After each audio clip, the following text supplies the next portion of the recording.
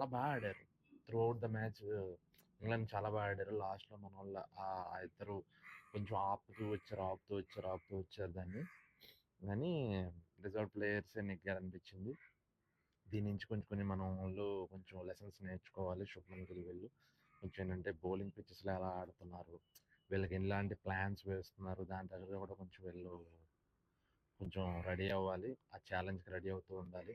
ఎందుకంటే batting pitches తయారు చేస్తుంటే కొట్టేస్తున్నారని ఇంకా వాళ్ళు ఎక్కువగా బౌలింగ్ పిచెస్ తయారు చేస్తున్నారు.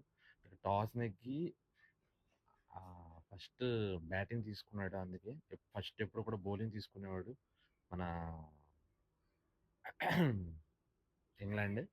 స్టోక్స్ ఎప్పుడు కూడా టాస్ నెగ్గి బౌలింగ్ తీసుకున్నాడు, బ్యాటింగ్ తీసుకున్నాడు. ఇప్పుడు ఫోర్త్ ఇన్నింగ్స్ చాలా కష్టం అని అర్థమైంది అతనికి.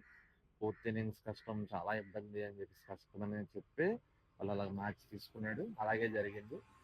బ్రండన్ కార్స్ బాగా వేసాడు, ఓక్స్ బాగా వేసాడు. వీళ్ళందరూ ప్లేలోకి వచ్చారు. ఫస్ట్ 1-2 మ్యాచెస్ వాళ్ళకి అసలు ఏమీ లేదు అన్న దగ్గర వాళ్ళు ప్లేలోకి వచ్చారు అంటే పిచ్లో ఏదో ఉంది.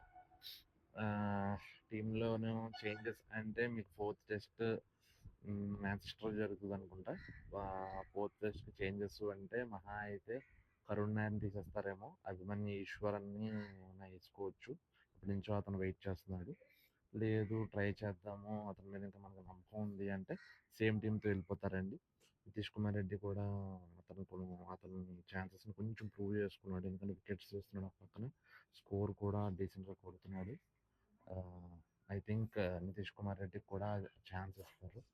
అరుణ్ నాయర్ ఒకటే కొంచెం డౌట్. అది అతను మార్చేసి అభిమన్యు ఈశ్వరన్ ఏమైనా వేయచ్చు.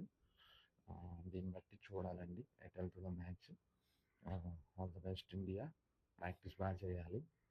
అండ్ నా ఛానల్ కూడా కొంచెం సబ్స్క్రైబ్ చేయండి.